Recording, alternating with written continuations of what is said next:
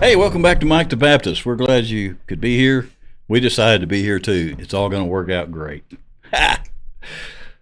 That wasn't as funny, I guess, one out of my head as it was in my head. But anyway, we're glad you're back, and I'm glad these guys are back with me. H.D. Jones is back. Happy Saturday, Michael. Thank you so much. Good to be here, and I like Saturday mornings with you. They're entertaining. I almost don't even feel like Saturday mornings. Right. It's so much fun. Koontz. Jackson, Michael good to see Koontz is here. You know, I don't know why. Maybe people that are watching will agree with me, but I just feel like you're from Virginia. Virginia. You're from Indiana, right? Yes, sir. But ever since I've known you, I just feel like you're from Virginia. Well, they say Virginia is for lovers. So, am I just a loving is kind of you? guy? I don't know. This is uncomfortable. Well, such He's is a life. Hoosier. I'm a Hoosier. What is A Hoosier? Yes. What is a Hoosier? Where did that come explain. from? Wait a minute. Before you say that, I'd like to welcome Neil Andrews as well. Good morning. Because this could go. I'm a Hoosier too. What? I was born in Indiana, yes. Am I supposed to be? Are we supposed to be on the defensive now or something? I'm a Razorback. I consider myself a Southerner, though. Okay, All my anyway, roots are so Southern. what's a Hoosier? Where'd that come from, by the way? It's a tire. What a great planet. All these years, Hoosier. Who's your Must be favorite some person? sort of Yeah. warrior or something. And no, it's a tire. Hoosier tire. That's right.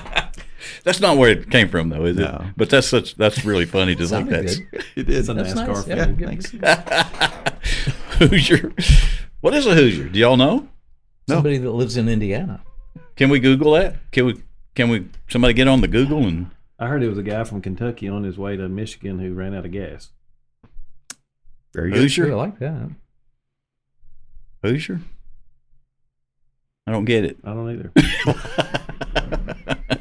That's what I heard. Who's your local gas station attendant? Who's your daddy? I was waiting for it. No, I wasn't going to stop, but yeah, it came through. The meaning of Hoosier. The meaning of is- Hoosier. Well, just a tad closer right there. I want to The get meaning this. of Hoosier is a native or a resident of Indiana. Oh, no! That's what it says. Is that what it I'm says? sorry. Yes. Yeah. Oh, wait. The original term remains a matter of debate. But Hoosier was in general use by the 1840s, having been popularized by Richmond resident John Finley. And he had a poem called The Hoosier's Nest. A debate over what? We still don't know. Anyone born in Indiana or a resident at the time is considered. But how did they get Hoosier out? Where are you from? Indiana? Oh, so you'd be called a Hoosier. Let's come up with a word. Let's create our own word. Well, I've wanted to do that forever. I want a word in the dictionary. Yeah, we got to think of one. Farmer? No, it's already in the dictionary. Oh. No, we need a new word. Hoosier. Word. Well, this hasn't been resolved. I don't know what to do. I don't know how we could move on with it. It's never dawned on me before that.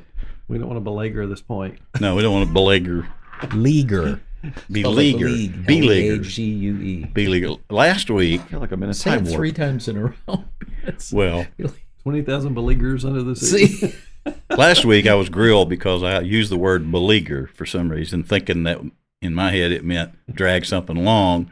But the true word, professionally pronounced, is beleaguered, right? Yeah. And it doesn't mean anything close to dragging along. So I don't know where that came from. And maybe it's an Arkansas thing. Maybe. Maybe Rowdy. maybe my buddies out in Arkansas say beleaguered all the time. Maybe not. Who knows? So anyway, okay, I'm not getting a definite answer on the Hoosier thing, and so we still don't know what that. It had to come from somewhere.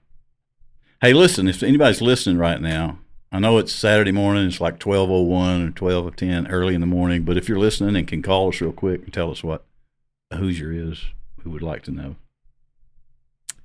If you can't, that's fine too. Aside from a resident of Indiana. Yes, decide somebody from Indiana. Is there a source? Yes. Okay, so speaking of Indiana, I was up there a few days ago. I bought a furnace for the Airstream I'm rebuilding from a guy up there, real nice fella. But anyway, I wanted to go. There's a restaurant up there just on the north side of Evansville. It's in actually Homstaten or something. Hobstadt. It's called the Log Inn. Yeah. You know about it? Oh, yeah, been Fried there. chicken. Yeah. Good place. Yeah, man. I've been telling my wife about it for a long time. I was there once with a couple other guys up there. We were at a tractor show, And man, I just keep telling her every now and then, let's just drive up there. It's just a couple of hours or so. And Were you up there for the Frog Follies? no, but I sure would have been if I'd known there were Frog Follies. Well, but we'll have to talk about that one day. we will. Okay. But anyway, we didn't go. We wound up deciding that if we waited for the log-in to open, which don't open till 4, Yeah. there's no lunch there, that if we waited around for that 4 was a little early to eat dinner because we just ate at Taco-holic in downtown Henderson, Kentucky at about 1. So we would have had to wait around till 5 or 6 to eat, and then by that time, when you're full of fried chicken and you're 2.5 hours from your couch, we didn't want that scenario of having to be that sleepy driving home. So we just came home. Anyway, up in your stomping grounds there, and That's right. log there. in is good if you're ever up in that area. That's right. Homstatten? Hobstadt. Hobstadt. Germantown. Yeah. Where's the butcher shop? The butcher Is that shop. Hobstadt too? Or is it a different town? You know the butcher shop I'm That's talking just about. on the north side of Evansville, I think. Yeah, a huge butcher shop with all Yeah. kinds of meats. And it was a yeah. German sounding area too. Or maybe the butcher shop was German sounding. We'll have to Google this. Yeah, get on the Google and look that up. Hey, so last week we talked about dumb things we did when we were young men, 14 and under. But I think it occurred to us as we were unfolding that scenario that we did dumb things after 14 too. Mm-hmm. I think this week the proper front porch talk would be to go ahead and expand this, which I have not actually thought about it all week, so I'm going to have to think about it for a second too. But let's move into that. Dumb things that you did outside that age of 14 or below. I'm looking over here like This is a family program. Neil's What? got- It is Neil's a family got one. program. I can tell he's. but I suspect you've done dumb things you can talk about. Maybe that's what we need to call this. Dumb things we can talk about. You can actually talk about. Yep. Do you have one? Yeah. Oh, another vehicle one, actually. Okay. I didn't share the younger one. That's fine. Yep. Um, What happened, Neil? I had a friend over at the house who'd just gotten his driver's license. And a good friend as well. Good drummer, too. And he had a large car. I don't remember what it was, like a Bonneville or something like, a early 70s Bonneville that was like a boat. Big. Yep. And our neighborhood, it was all gravel roads in it. So there's no pavement or anything like that. It's all gravel. And we decided that I should ride on the hood of the car. Mm-hmm. And so I said, you promise me you're going to drive slow? And he said, yeah, I'll drive slow. So I'm sitting on the hood, and we get down to the end of the street, and he not only turns the wheel to get on the other street, but he floors it. And so, Oh, I see where this is going. yeah, that was a visit to the hospital. I've still got a scar up here from that, Really? and had scars in my hands because there was gravel in my hands. Yes.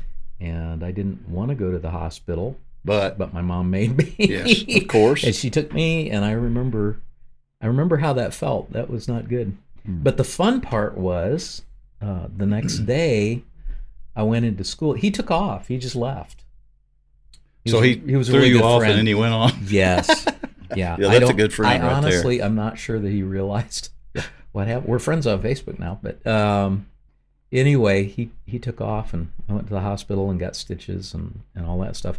And the next day, I remember walking into school with stitches up here, and stitches in the hand Yes. and all that. And he just stood up and left. He walked out of the room.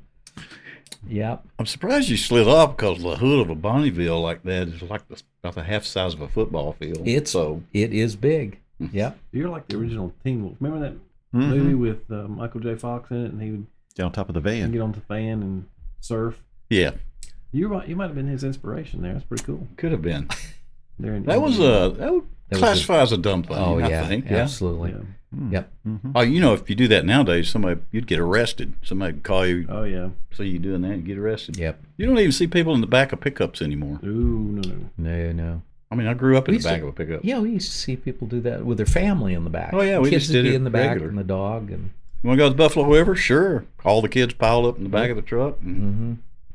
most, adults sat in the front, and everybody went to the I river. rode to Stone Mountain, Georgia, in the back of a truck. Really? Wow. Yep. By yourself, or did you have company? But me and a buddy of mine, and his dad was driving, and we rode in the back of the truck to Stone Mountain, Georgia. I mean, it used to not be a thing, really. What was the truck that actually had 2 seats in the bed of Oh, the truck? backward. Yeah, backwards that The faced. Suzuki or Isuzu. It's one. I Yeah, think- it was a yeah. foreign Oh, truck, yeah, little and it was truck. open. I always thought that'd been so cool, but we never had that benefit of having the Right. seats in the truck. We just we had just a sat on the truck fender bed. well. He had those little humps over the wheel. Yeah. We sat on those what time we weren't standing up, holding on to the top of the cab, Yep. which is what was real common too. I mean, very common. Hmm. All right, so we're off to a rip roaring dumb things we've done. Start. Yeah. Well, for above the age of 14 dumb things, freshman year of college, I started working with a buddy of mine at a furniture store, delivering furniture. His uncle was the owner of this furniture store in Evansville.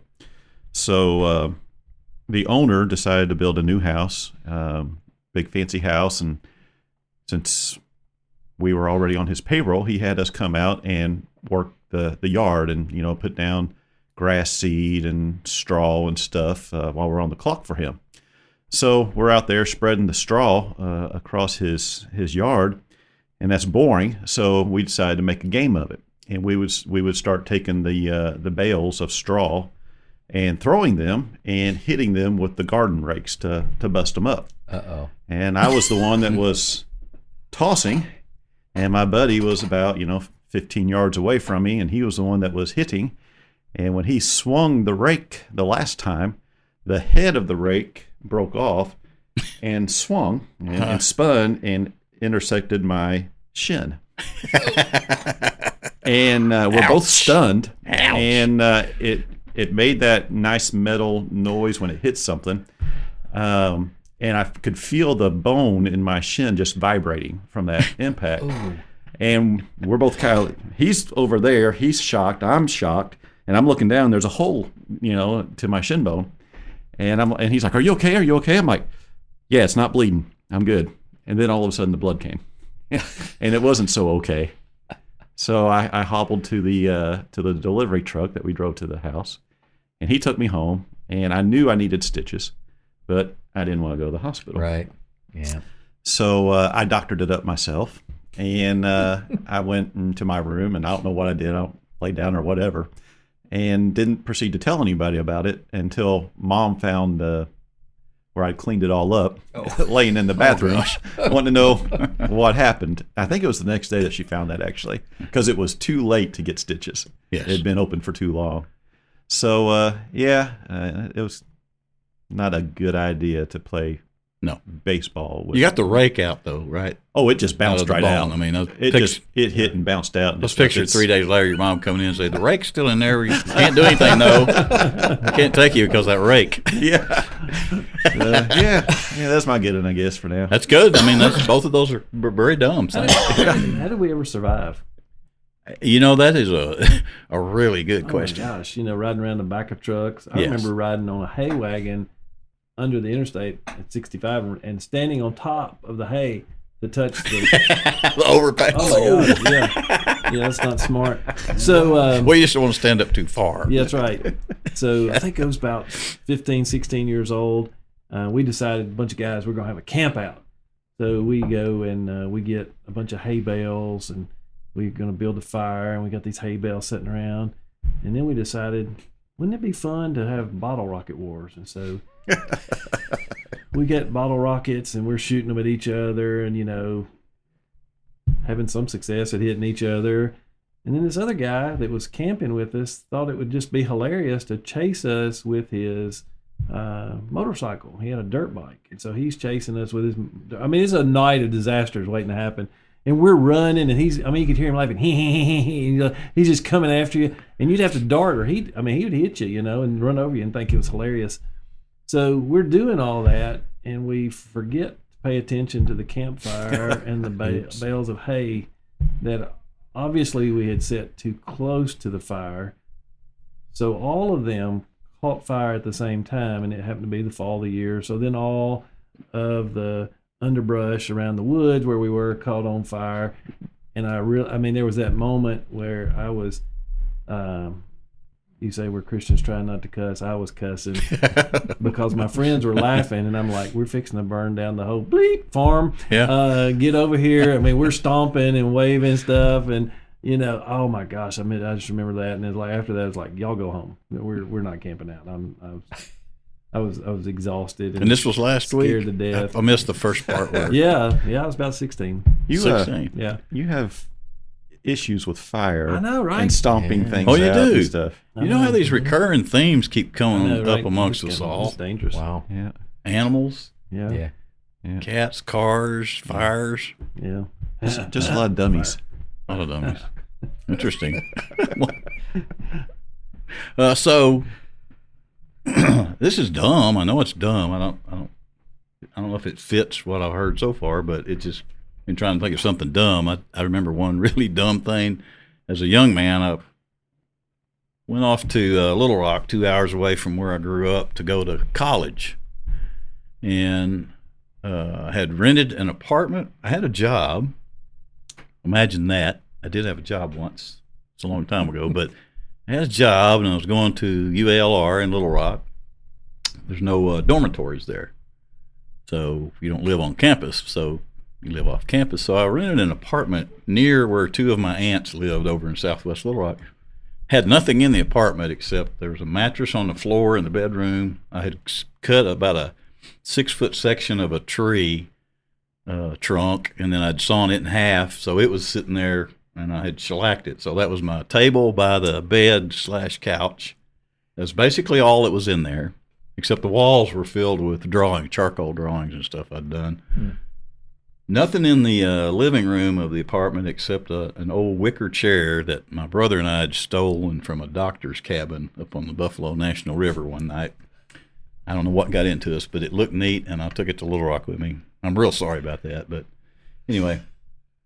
What was his name? I don't even know. who it was. we don't want to Had a little cabin on the river. He was never there though. But anyway, we just thought it was the right thing to do at the time. That was dumb in itself. But while I was in Little Rock, my cousin Randy worked at a local Walmart there, and I would go see him all the time. It was very near where the apartment was, and I'd drop in and see him. We'd hang out and go to Pizza Hut and stuff.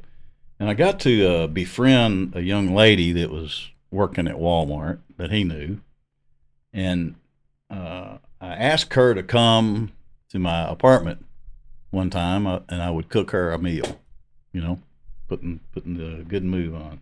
At that period of time, I knew nothing about cooking. So in anticipation of the day she was coming, I thought spaghetti, I had always thought would seem like a very simple meal to prepare. First of all, I didn't know that if you overcook spaghetti, it sticks together and gums up and it swells up. I cooked a whole package of spaghetti For the two of us. And I don't remember about sauce because I had no idea how this worked. I'm sure I bought a jar of sauce, but I think I bought 2 of those French bread loaves. I don't recall remembering that you toast them in butter and garlic, but it was a disastrous meal. I think that's the only night she ever came over, just me and her. But it was dumb. It was dumb because I did not know how to cook, but I invited a girl over to eat a meal, and I cooked this massive tub. It wasn't a cooking pot. It was like a tub of spaghetti. And I can remember how uncomfortable I felt when I was getting ready to serve this food because Had you tasted it yet? I just cooked it, and I mean, it was spaghetti. How could you mess up? But while I was kind of getting ready to eat, I think I might have realized this was dumb. It was dumb. Should have just went to the Pizza Hut where everybody hung out and ate pizza. But anyway, that's it. Not as exciting as y'all's dumb stories, but I can just remember in my list of mental dumb things, that was one of them. So. Okay, that was exciting. So we got a little food in there, and we don't have anything to sample at the end of today's program. But we do have the invitation still out there. If anybody would like for us to review something that you are known for cooking, et cetera, we'll review it right here on Mike the Baptist, and we'll be happy to do it. Correct? That's right. Sure will. I've heard the word chocolate mentioned several times, and I think we could handle that. In fact, Neil, some of that tofu dessert stuff that you showed us pictures of that y'all make at your house. Yeah. We would do that here too. Okay. I don't know what tofu is, but I'll taste it and review it. So, beans. Somebody said it's beans. Soybeans. So you bring one of those bean cakes or bean mousse. Bean mousse. I'll do it. Bean mousse. Bring us some bean mousse up here. Hey, maybe that's your word you created. Bean mousse. Anyway, send us free food. We'll review it. And meanwhile, we're going to take a quick break. Come back, talk about some stuff we found in the Bible. Hope you'll stick with us. I heard it again. That was my stomach. Do you have the first question? Is that what you heard before? It was Let my me know stomach. when I need to it went pick up and go with mine. I thought I heard a cat. Was been growling for a while? I don't know. I just noticed it. Oh. Go on. Do you listen to or watch Mike the Baptist? Do you wear clothes? If so, we've got some great news. T-shirts and hoodies are now available at MikeTheBaptist.com. Just visit MikeTheBaptist.com, click on the merchandise link, and you'll find high-quality tees, hoodies, and even onesies for the babies in a variety of colors, all with the Mike the Baptist logo and familiar sayings from the program. Mike the Baptist is a true labor of love. No one has to pay to listen or watch the program, but Mike and the crew have to eat. So a portion of each sale of a t-shirt or hoodie goes to Mike's local Kroger, Walmart, or electric utility. It's kind of simple like that. In order to keep the program free, we have to generate a bit of income to pay the bills. When you make a purchase, you're not only doing the world a favor by wearing clothes, you're helping keep the messages of Mike the Baptist on the air. Thanks for helping out, and thanks so much for being involved in spreading the good news. What a great planet. Hey, we're back.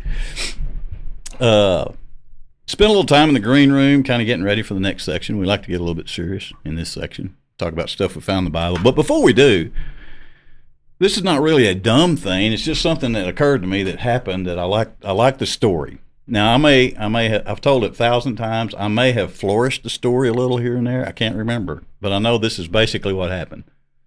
My cousin Keith in Little Rock, he had several dogs that he kept. A couple of them were kind of hounds, I think. And Keith can correct me later if he wants to, but I'm going to tell it anyway, the way I remember it. Anyway, the two dogs go missing one evening when he comes in. Can't find the dogs.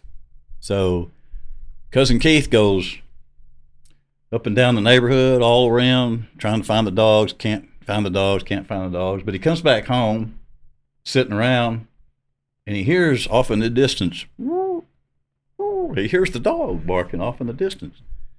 So he gets up and he goes out and roams around again, trying to find them. He can't find the dogs, but he hears them off in the distance somewhere. And the way I remember him telling it, this may not be exactly right, but the way I remember hearing him tell it, this went on for some time, and he couldn't find the dogs. He could hear them off in the neighborhood somewhere, and he'd go look, come back, and then he realized it's coming from somewhere close to his house.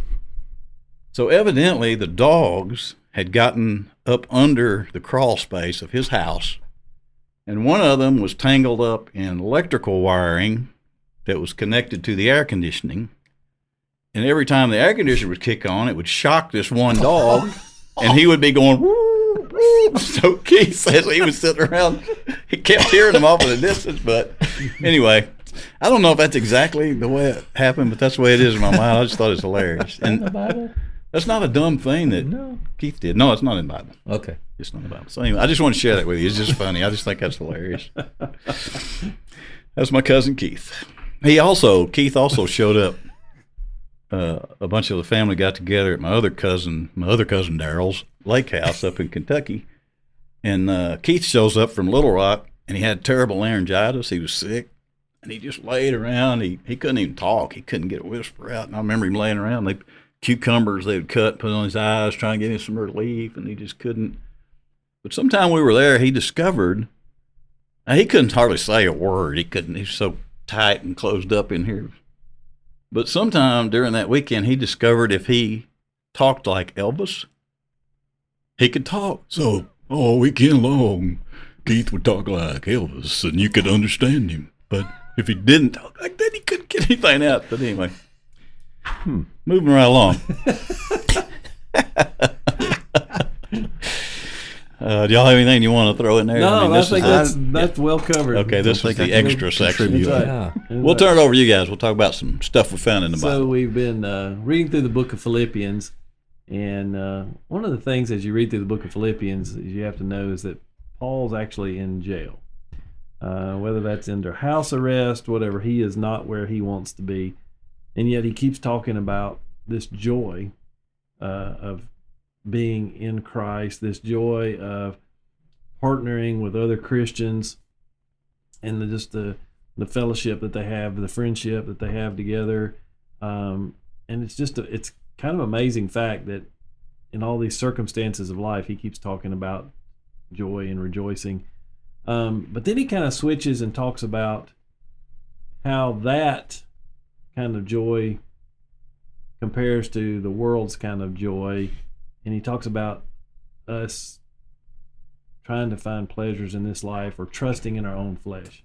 If you think about that, there's a lot of us that, we try to work hard and we buy insurance and we try to take care of our bodies, and, we put alarm systems in our house, and we just try to do all the right things to protect and keep things safe.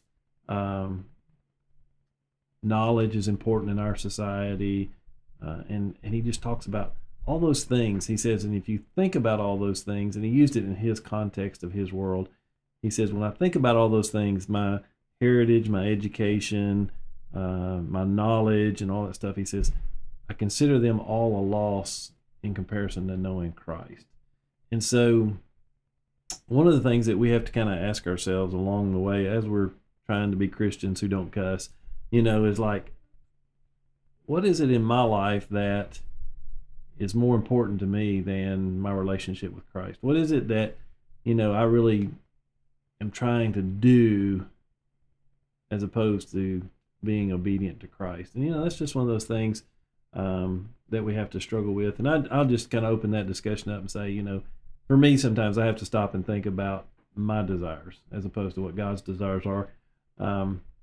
Michael and I were actually, Koontz and I were actually having a discussion with another guy today, and I have a cousin who's 11 months older than me. Right out of high school, went to work for the local utilities company.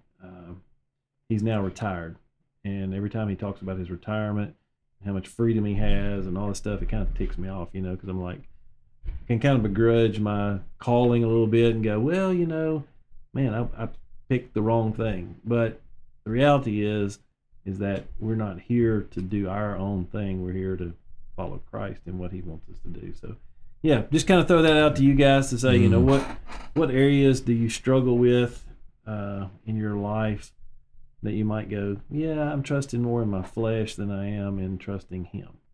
One thing that that's always been a hindrance to me, and it falls in with our calling and working in the church, is I try to be a people pleaser to a fault.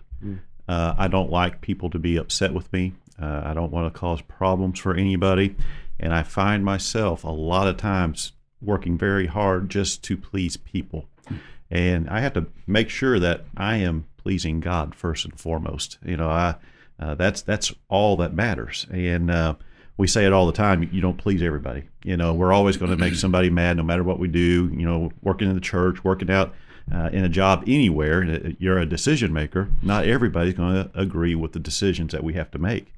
And that's a struggle for me. I get hung up on it sometimes, and I have to check myself on that one. Neil, what about you?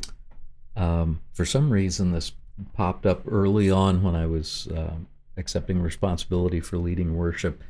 I remember, and I struggle with being a little obsessive compulsive sometimes about things. You know that. I remember in the middle of worship hitting a wrong note, and it's not like I never do that, but it was pretty obvious. And we always joke about if you hit a wrong note, you do it twice, and then it's not wrong anymore because everybody hears it again, and it's like, oh, okay. But it stayed with me through the whole rest of that time. It stuck with me, and I kept thinking how poorly I'd ruined everything. And at the end of the worship service, a person came up to me and was in tears and said, "I'm so thankful that you did that song. I haven't heard it in a long time, and those words really spoke to my heart." And I just kind of went, "Okay, you're driving the boat," and gave it up. But that idea of who's in charge, and you do preparation, but you need to pay attention to what the Holy Spirit's telling you at the same time. You need to push the buzzer for that or not. Sure. Holy Spirit. Thank you. Okay. Well, then I'm not buzzing the Holy Spirit. Oh, he tricked you on that one, I think. Yeah, got you. careful. Just for clarity here. Yeah. Well, you and I share a musical interest, and I like producing. And when you first showed up, I knew when I heard you play a couple of times, there's a guy that knows how to produce. So I can relate to what you're talking about. The things I do musically, I want them to be a certain way. I want them to be a little loose, but I want them to be a planned loose. Yes. So that things are where they belong. Yeah. And early on, when I was putting things like that together, I guess I, like you, did not want to hit a sour note. It's the comments back from other people that got something out of what you did and didn't mention the sour stuff. Right. Is what I know helps you and helps me, helps anybody to understand that if you're giving your effort in the right way, for the right reason, you don't have to worry about. And with me, I've come to realize there's going to be something sour in everything I do. It's going to happen. Yep. And I care, but I don't let that consume me anymore, because people are forgiving too. People are forgiving. Now, I love it when you or my buddy Casey Morton hits a wrong note. In fact, if you'll find me out in the crowd, if I'm there, I'm going to be looking at you, because some of you guys never hit bad notes, so I'm always ready if I hear one. But anyway. I think as a pastor, obviously, I get to see a lot of different people in different areas of life. But as I talk to our older folks, the older generation, the things that we put so much pride in our younger lives, they start fading away, and Neil still plays good, but he's had to have surgery to play as good. And the longer he goes, at some point, he may not be able to play. Oh, you're talking about my hands. Yeah. Okay. Yeah, I was kind of wondering. Yeah, you're the trigger finger Mess problem up that you had. his brain or what? Yeah, the trigger finger thing that you had going on. But all the, we in the South say used to could. Yeah. I used to could. Yeah. That's trusting in the flesh, but all those things are coming to an end at some point. But I think, again, what Paul's trying to get us to think about is that those things are limited, but when we lean in on Christ and trust on Christ, you're not going to be disappointed in Him. He has that great statement in there, my goal is to know Him and the power of His resurrection and the fellowship of His sufferings. It's that reality that Paul, toward the end of his journey, is realizing, it wasn't about making disciples and starting new churches and even writing the Gospels. It was about his knowledge of Christ. And so, we struggle with that, and it's an ongoing thing. Last week we talked about humility, and that's part of humility, is realizing that it's not about my ability to hit the right notes, or even my ability to see something new in the Scripture and stand up there and share it with the congregation, or have the right words to say in a prayer or whatever. But really, it's more God working through us, and what we find a lot of times, it's through our brokenness, through our frailties, that He shines more than through, hey, look, I know how to do everything just right. Right. Yeah, if you were a perfect preacher, I wouldn't sit around and listen to you. Well, that's the reason you stuck I'll give you a around. minute to think Right? about that. I know, right? I appreciate that, Michael. No, it's what a great relief it is when you get to the point where you realize you don't have to be perfect.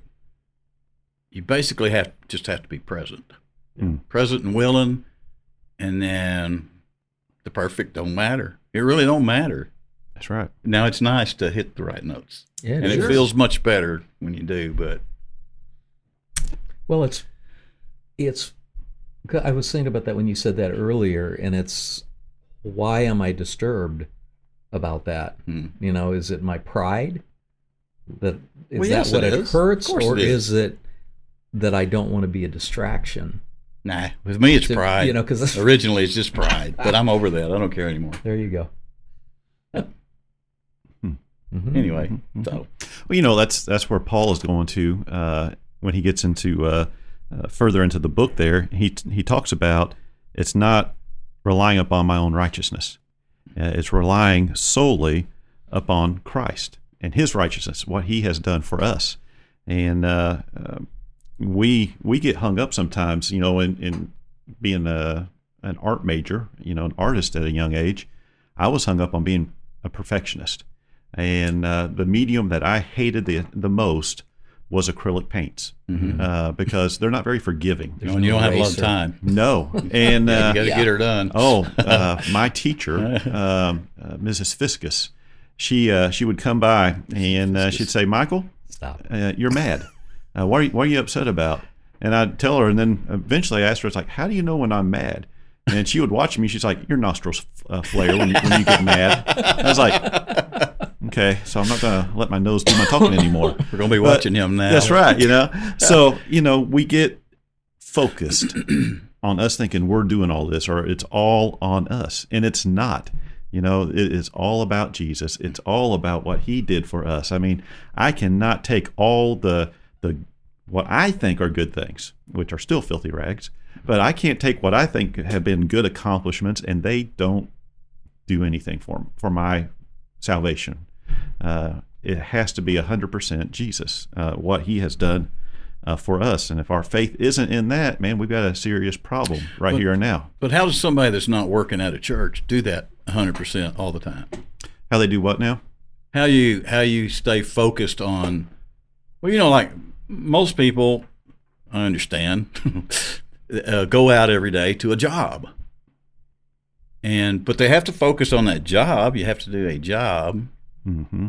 And I joke around about it, but I do some work here that people don't see. But you have to stay focused to get the job done. So my question was, how are you 100% sold out to this whole Christian living thing and focusing on Him when you've got widgets you got to get through the line and polish up so that you don't lose your job? Mm-hmm. And not to mention when you get home and then you've got your yard and your house and your cars and you got all these other things that you have to do. You can't just not do them. I've tried that in the past. That doesn't work good. You have to do them.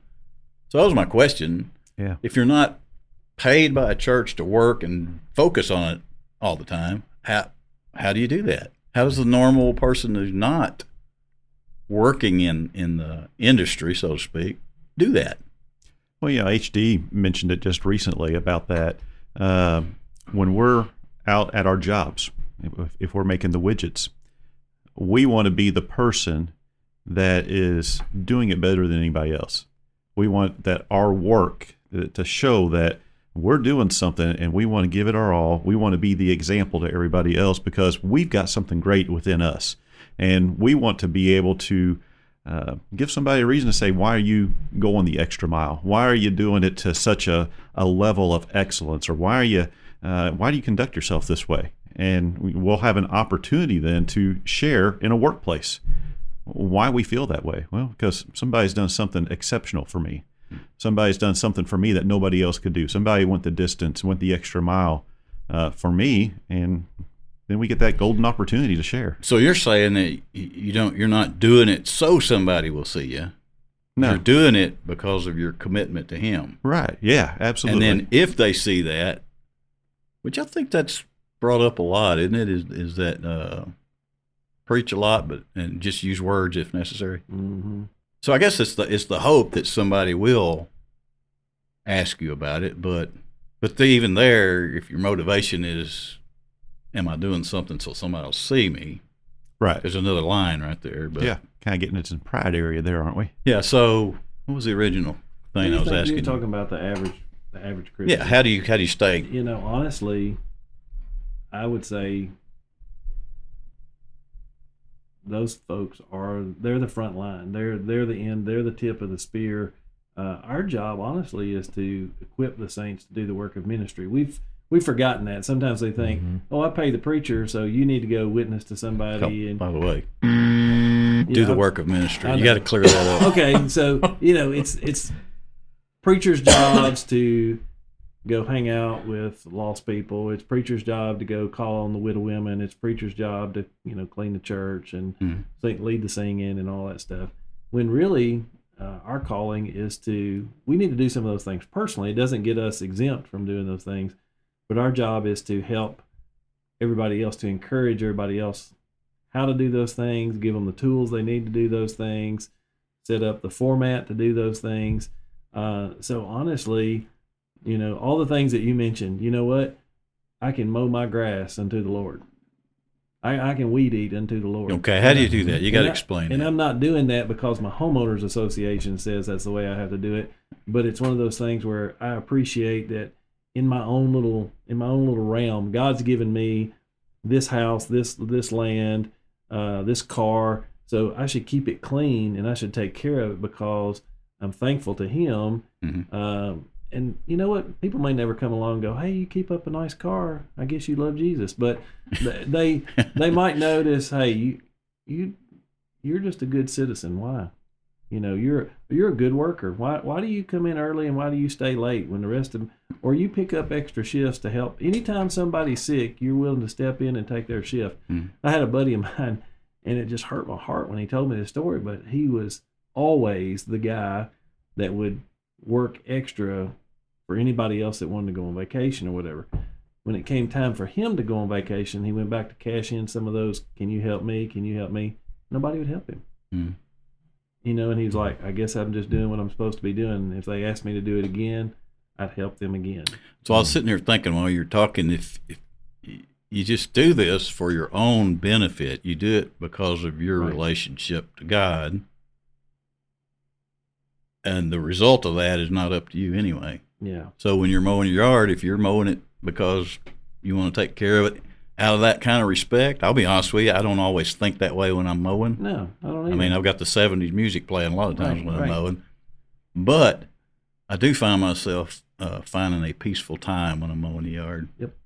And I think that all ties in. But I guess the point I was hearing while you were talking is you're not doing this to be seen. Right. You're not doing it to buy your way into anything. You're doing it out of an appreciation, a respect, and growing that relationship, which is going to be good for you anyway, regardless of what happens afterwards. I mean, just, you sell real estate. So when you get an opportunity to help a family find something, are you doing that just to pad your pocket, or are you doing it because you want to help the family and be gentle with them and nice to them and helpful to them? And at the end of the day, if it goes through, you know what? You can praise God and go, "Okay, I made a little money at it, but was it all about the money, or was it also about me helping this family?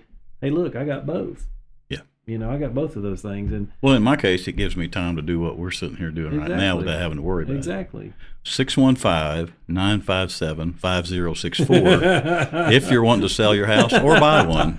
If you're enjoying these podcasts, get in touch with me. I'll say this, Michael, is that not everybody's stage in life or their calling in life or their job in life is exactly the same. No.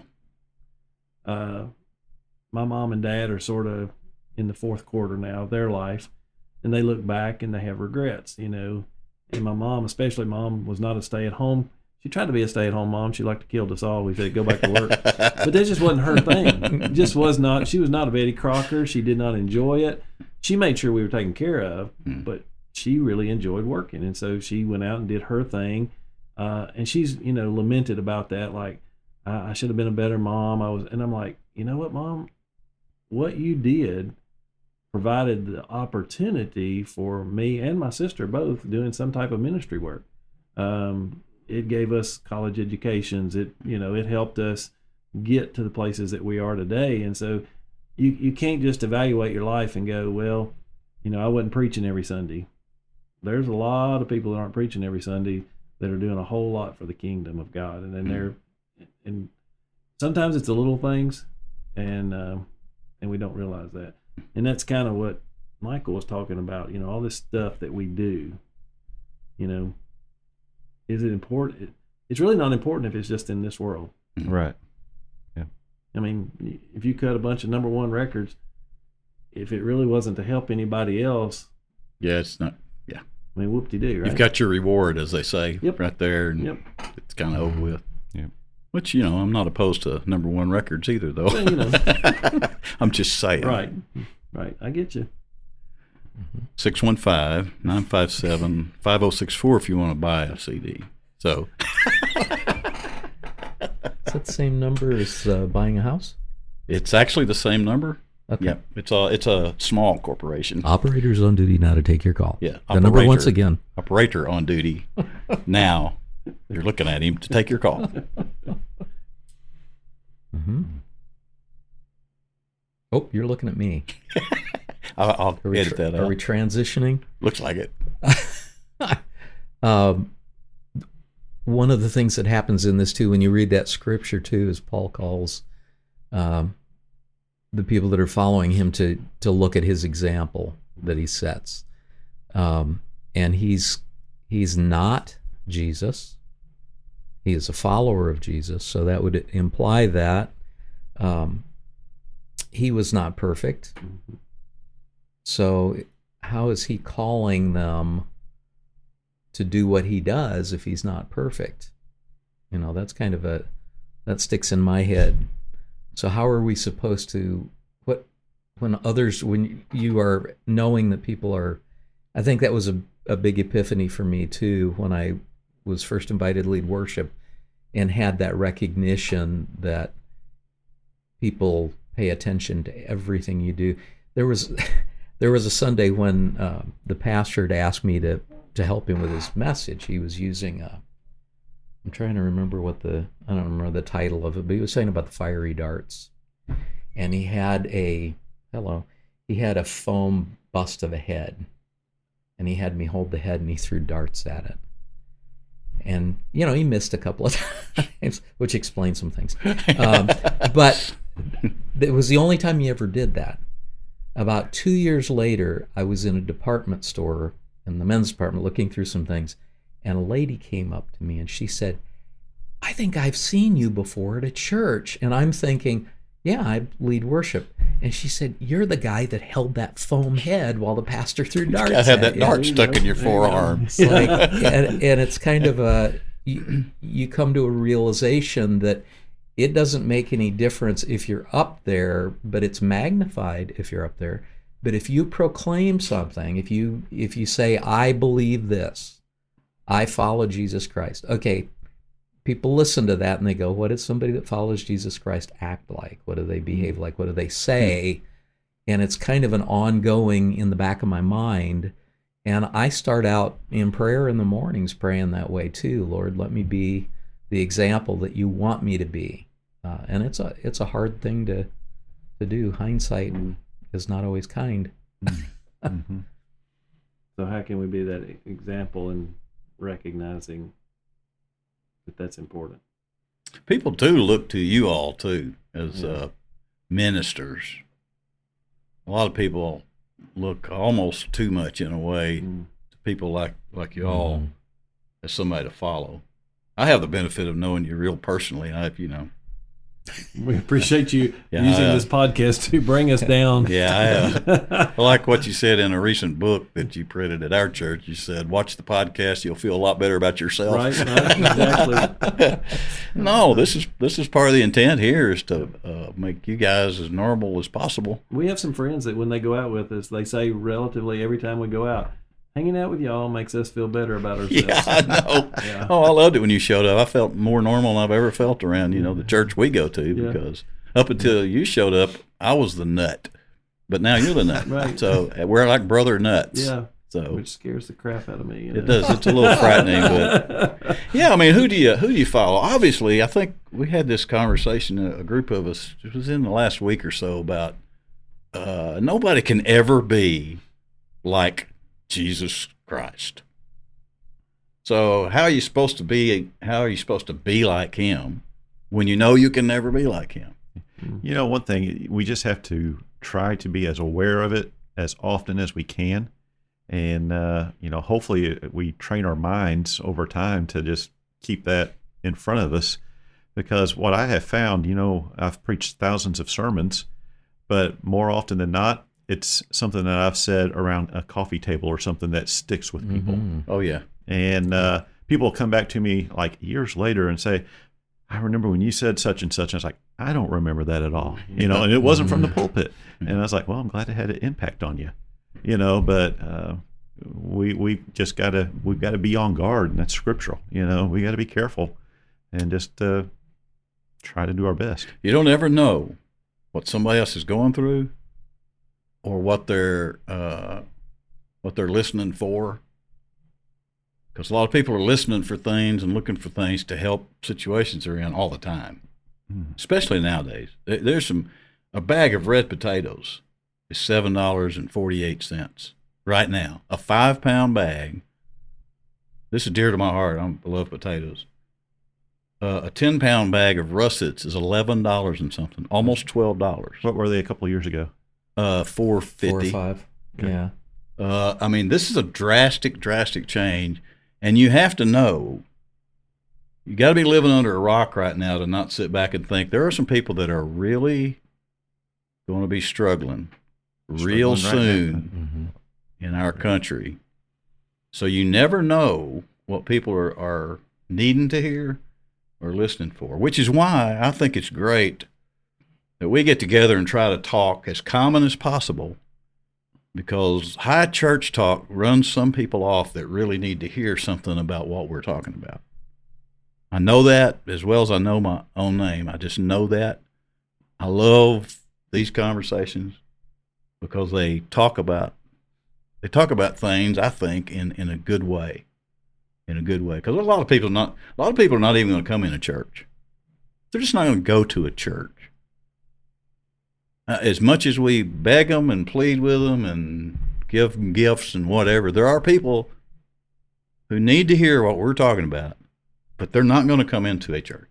Someday maybe they will, but there's a lot of people at a point right now in their life, or even in their walk. I'll buzz myself. Even in their walk, who are not going to come to the church because they don't feel worthy. They don't feel worthy, or maybe they're not hearing the right language. Right.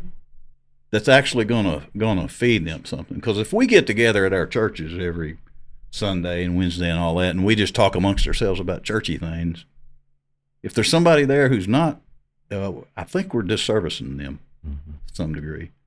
You said it great that that your job is really to equip me to go through the week and remember that I'm living for something other than myself. I thought that was a good way to say that, a really good way. If I come to church, they used to have in our particular churches we go to discipleship training. I got to a point in that, we would do it on Sunday evenings. I got to a point where I was sitting around looking at all of us doing these workbooks, and we were training ourselves, but every few weeks or so, we just went to a new workbook on a different topic. And it's like, I got to thinking, I don't know that we got that last topic down yet, but now we're going to another. And it seemed like this cycle that we get into, if we're not careful. We have to have the next workbook, or we have the next study, but we're not. It's like the guy that taught everybody in town how to fish. And then they all got together and taught each other how to fish, and everybody knew how to fish, but nobody went fishing. Mm-hmm. And before long, there was no fish in town. I don't know where all that came from, but well, I mean, you have to look at the ministry of Christ. There's an aspect where we do need to teach, and I think we've kind of leaned heavily on the institution of the church teaching the things of the Bible, and we forget we've got to go do the things. I mean, Jesus didn't just talk about loving other people. He went and loved other people.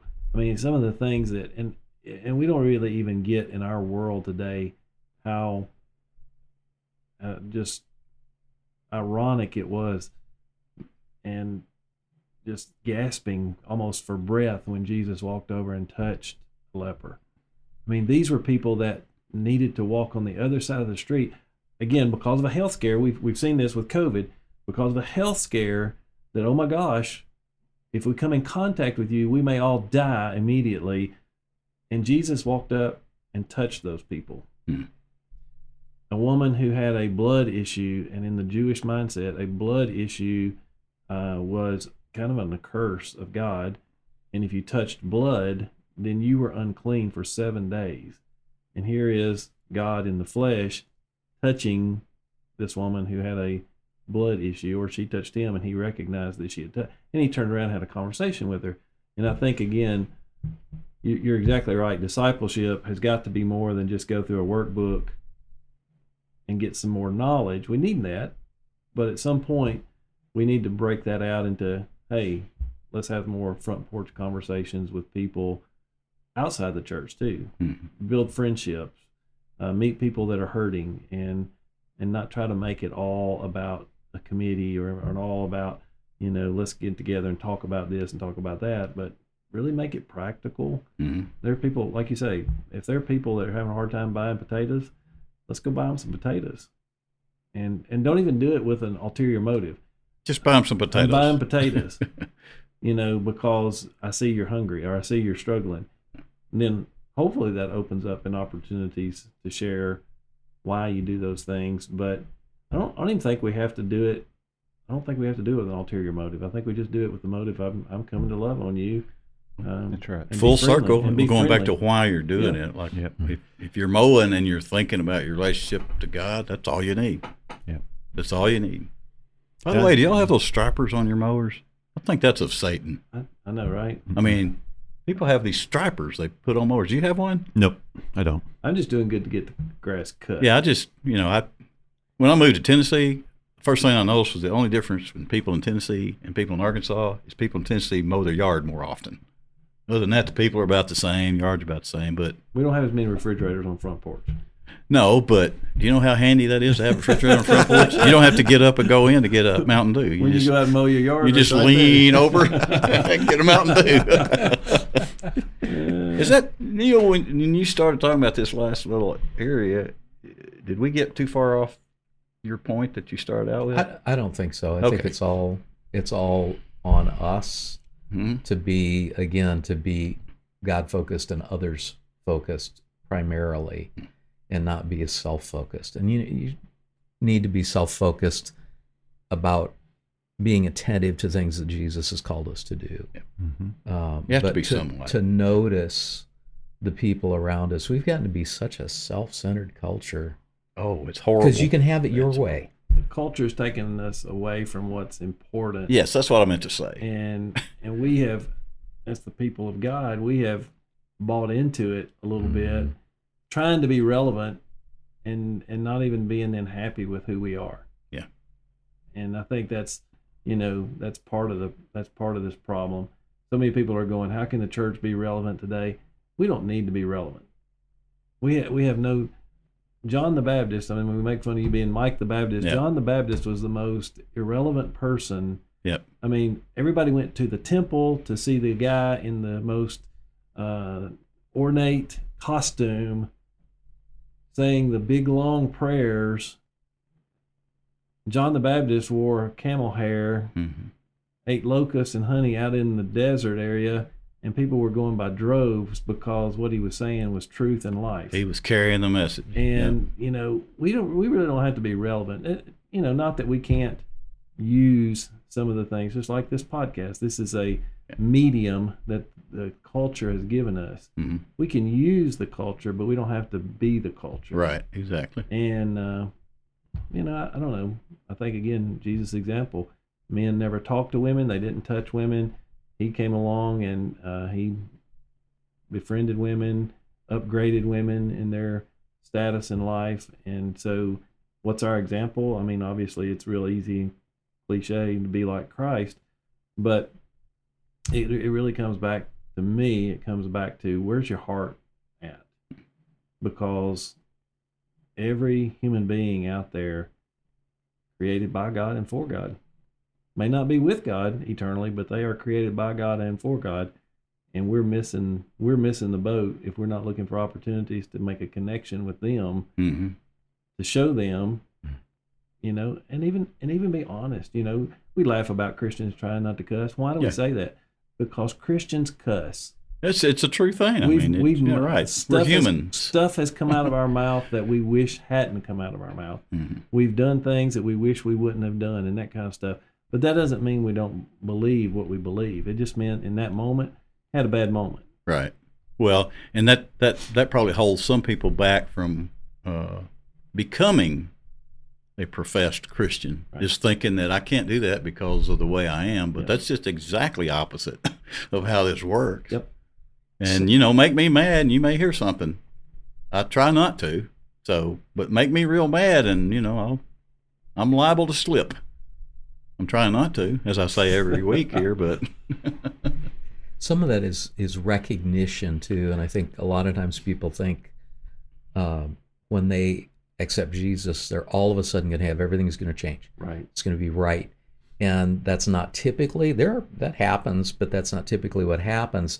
But you definitely become more aware when you do something that you shouldn't be doing.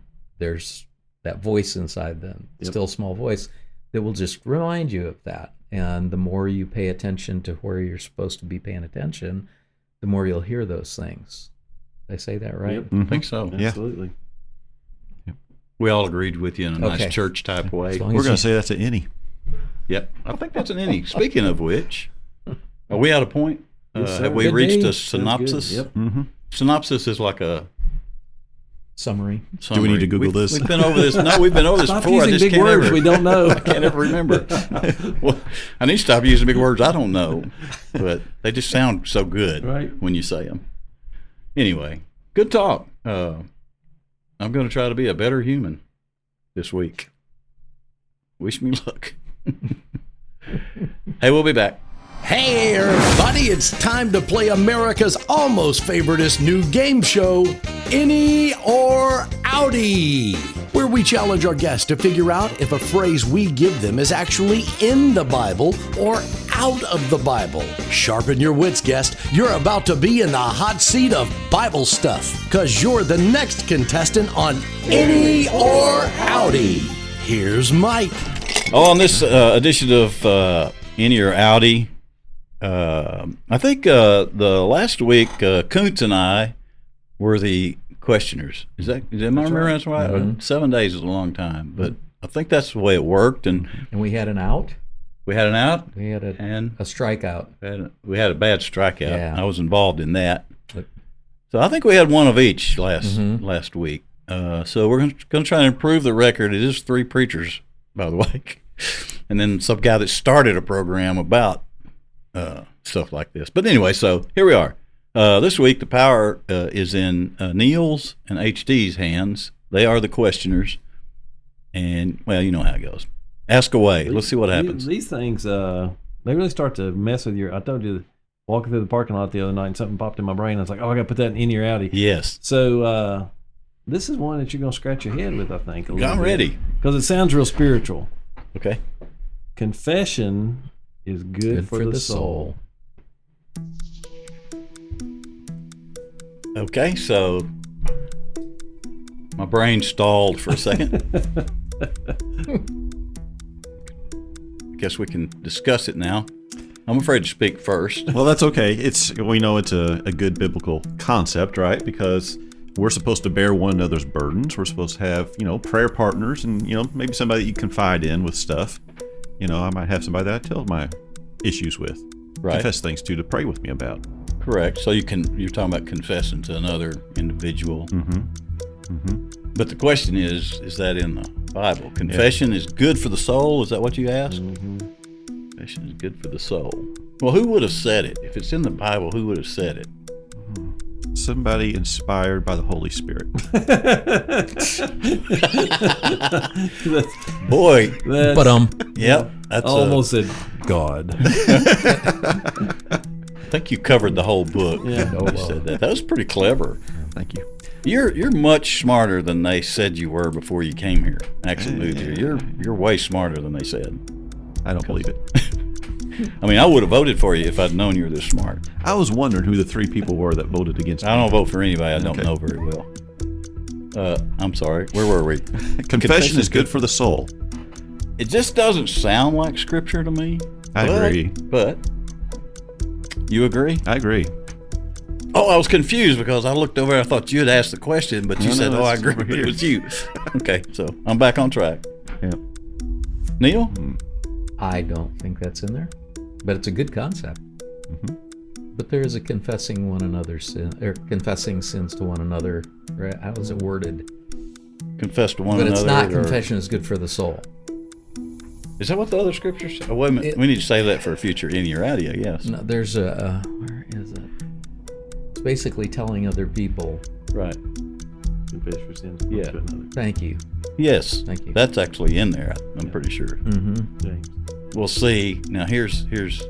So if you just go by the what's the kinetics? What's the word for Belligerent. how words sound? Beleaguered. Phonetic. No. or- I mean, Phonetics. what? Homonyms? Homonyms, phonetics. Anyway, judging just by how you said it or the way it was phrased, Hominy? you said confess And your Ritz. sins, confess to one We'll another. just make up a word. See, that sounds like scripture. Confession is good for the soul. Yeah, but the other one you said, Right. Yeah. the one that we know is in there is Right. confess to one another. See, So that if sounds. this was in the Bible, where would it be located at? The Oh. Apocrypha? No. Confession is good for the soul. I think it's an Outty. Audi. Yeah.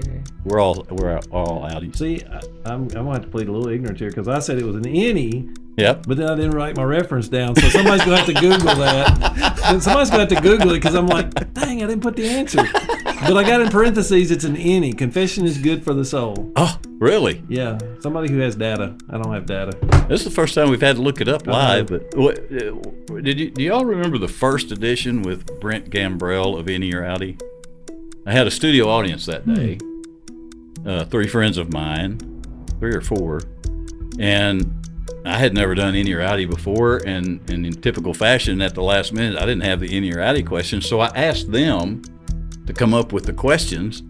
So while the rest of the program was going on, I take the list from them. There was a number 1. There was no number 2. I think there was a 3. Then it went to 6. There might have been a 7, and then at the end there was a number 2 question. But they didn't leave the references for any of them, Yep, so that's it was a that's really what I did. I was like, wait a minute. it was quite an exciting first round. Do I Living find any anything luck? on Google or All I'm finding is that the concept is concept, there. Yeah, yeah. because James 5:16, therefore Right. confess your sins one to another. Blah blah blah blah blah. I shouldn't blah blah blah scripture. You can yada yada. Yada, That's yada. okay. For one another that you may be healed, Yada is throwing which your is hands good. up. It's Hebrew. It's not Yada is? Seinfeld. Yeah, Seinfeld. It's not Seinfeld. That's in the Bible. Yada. Yeah. I wrote a song It's once called one Hot of- Potato Salad, and yada yada is in there. Did you ever hear Hot Potato Salad? No. I'll have to send that to you. Okay. thin Syrian bread, Thin Syrian bread, you remembered. Wow. right? It's mostly all that's in there except yada yada and blah blah. So it's out, right? You guys are. We're saying Outty. I'm saying it out. I Right. can't find it. For some reason Yeah. I had in, but I didn't have a reference though. Well, I know what the reference was. The reference was the other confess to Yeah, one another. Confess one another, yeah. But I was really thinking that's a little statement. Confession is good for the soul. It is good for the soul. Yes. Now, Catholic people do that, don't they? That's what the whole booth Right. and all that's about, isn't it? Yeah. Mm-hmm. We'll have to have a Catholic on sometime as a guest and ask questions. And get them to play Inny or Outty. There you go. Yeah. Okay, so I'm confused. Did we win? Yeah, I'll or- give you a W for that one. Okay, Okay. all right, good. Good job. I'll try to go back and prove you wrong at some point. So, all right. Neil, your turn. Okay. So I've got a couple. If the one of these has been done before, it just has? tell me. I don't know. Well, that happens a lot on here, I but don't the good know. news is we don't ever remember. Yeah. So it's like a whole new round Okay. every time. Well, hate the sin. Yeah, we've done that. Okay. Yeah. That one's fresh. I can remember that one. Okay. In the last days, you will not be able to know the seasons except by the changing of the leaves. We haven't done that before. Let's go with it. Give it to us one more time. In the last days. In the last days, you will not be able to know the seasons except by the changing of the leaves. Gut reaction, it sounds like it's in there to me. That's a gut reaction. It sounds like it, but I don't know it. In the Sounds last like days. something you read in Gatlinburg. like a tourist pamphlet.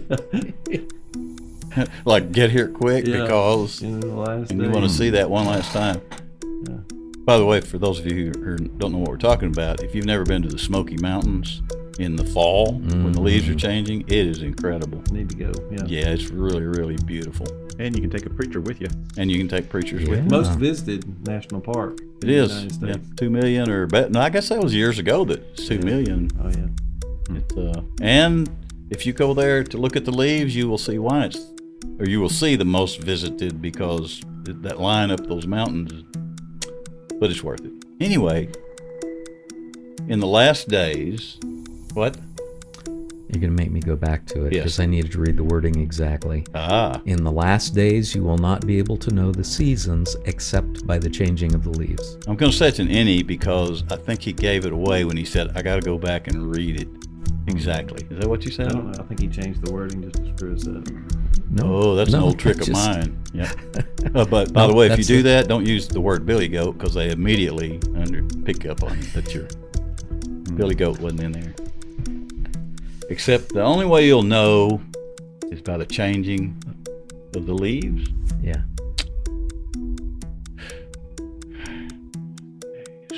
Well, who would have said that if that's in the scripture? Who Yeah, would have said because that? That'd be in Revelation In somewhere. parts of the world, there's not seasons, and the leaves don't really change, Ooh. right? I don't know why. Interesting. Well, do they over there where those people were from? Like, Those people were from wouldn't they say Israel. that Those in people. the last day the olive would shrinkle up or I don't think shrinkle? it's in There's our word. You got a new Yeah. word. Is that in the dictionary? Shrinkle. It should Never be. heard that one, but Let's write yeah, it down. Shrinkle. I like that. All right, we're in. We've got a word we're going to present to Webster's. Oh, man, that's tough. I think it's in there somewhere. What do y'all think? I'm thinking it's not in there. You're thinking it's I not? don't think it's not, but Okay, but look, like I've said before, y'all went to school for it. I didn't. I'm relying on gut, and my You gut go to sometimes. school every Sunday for it. It's called Sunday school. Yeah, but we don't talk about the olive shrinkling up and. shrinking. We don't talk about shrinkle. We better move on. Okay, I'm gonna go with y'all. I'm gonna say Outty too. Because, Alright. but in truth, I'm 50-50 in my head here because. I'm always 50-50. Yeah, I know it's a good. It's yes or no, right? Yeah. It's I Inny were- or Outty. If I were a TV weatherman, I would get on there every day and say there's a 50% chance it's gonna rain. Yep. Are we all Outty? Yeah, let's Outty. We're all Outty. Are you sure? Outty. Sure. I'm not, but they are, so I'm going with them. Well, they're right. Well, I'm with them. you're I right. went with them. So what will we know? You go to Matthew 24, and it's got a list of things in there. So it's that in are- Matthew. See to it that no one misleads you, for many will come in my name, saying, I am Christ, and will mislead many. You'll be hearing of wars and rumors of wars. Gotcha. And on through there's a list of Cool. things in there. And that was one Very of well them. done, Neil. That was not one of That's them. good. Thank you. That's good. That was not one of them? Nope. Yeah, it's It's an all- Outty. That's an Outty. It's an Outty. We got it right. Okay. Yep. Interesting. That was a good one. Very well done. Thank you. Hey, look, the best one so far is still that thing about smack thee on the behind parts or whatever that you came up with Yeah. weeks and weeks ago. That's Smote. just, I still Smote. smote them on their parts behind. Thank you. That's it. That's That it. we'll call shrinkle. Well, Moving right I'm along. just saying, shrinkle is a good I word. like that. Yeah. Okay, that wraps up this Inny or Outty session. Thank goodness. Oh, wow. What a great contestant and a fine sport today on Inny or Outty, America's almost favorite new game show. Study up, future guest people. You're next in the hot seat for Inny or Outty. Well, we're back, and it's been have I forgotten anything? We don't have any food to Are we review. singing? We need words. We have to do a hymn. Oh yeah, well, I'll get that. I got them down here. We didn't even discuss this, so this was just Oh, yeah. there's gonna be no choir rehearsal tonight. Yeah, we're going straight for it. So we don't have any food to review, but as we discussed on previous episodes, I can read this. okay, because I only got 3 instead of 4 somehow. Oh, I know this one. This is So anyway, popular. maybe next week we will have a product, someone we know or don't know, prepared for us for our professional opinions on whether it's good or not. thank you in advance for whatever it is you're bringing. You know, the Baptist hymnal has changed so many times over the years, and there was a period of time where we listened to outside influences and tried to be more like the modern culture, and we just started accepting all kinds of stuff. But then there was a meeting of the hymnal board at Mike the Baptist, and it was determined that no, you got to stick to your guns. You were given a hymnal at one time. It became the canon of music at our organization, and so we're sticking with it. It was tempting to bring something from today's world into this portion of the program. We're not going to do it. We're sticking with the Mike the Baptist hymnal. And we're going to shrinkle back to the original. We're shrinkling back to the original. Well, no, the original only had like 3 pages. And then we... That's strange that you'd use that word. The composer's last name was Withers. Oh, there you go. See how it all works out? It's some of that Christian coincidence thing. It's just a coincidence. And thanks for joining us. It's been fun, and it should be. If you're a Christian and you're not having fun, you need to come see us. Something ain't clicking right. We'll help you get over that. Sometimes in our lives, we all have pain. We all have sorrows. But if we are wise, we know that there's always tomorrow. Lean on me when you're not strong, and I'll be your friend. I'll help you carry on, for it won't be long till I'm gonna need somebody to lean on. You just call on me, brother, when you need a hand. We all need somebody to lean on. I just might have a problem that you'll understand. We all need somebody to lean on. Call me. Is that how it goes? If you need it, call me. Right? I don't know. Inspiration. We lost the camera somewhere. Thank goodness. It was supposed to happen. He's just left with me and you up there like a bunch of Okay, goofballs. well we're not gonna change it. We're gonna leave it just like that because it was meant to be. It was. But we have another shot with all of us, Hi. and we'll wave at everybody and see you next time on Mike the Baptist. We just Christians. Trying not to cuss. Well, all right. Now we gotta know quick.